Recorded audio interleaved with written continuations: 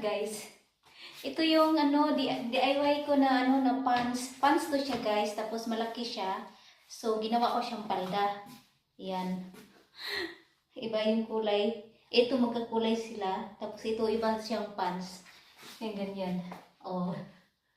'Di ba?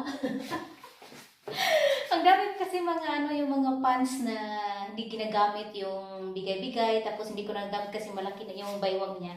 So ginawa ko siyang palda. Yan. O diba? Tapos ito yung top ko, yung ano, yung parang cherry blossom.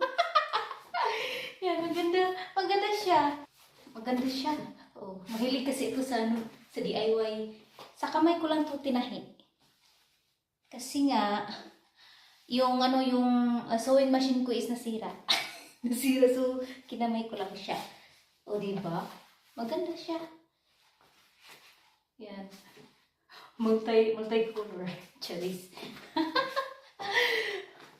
Tapos may top tayo na parang cherry blossoms.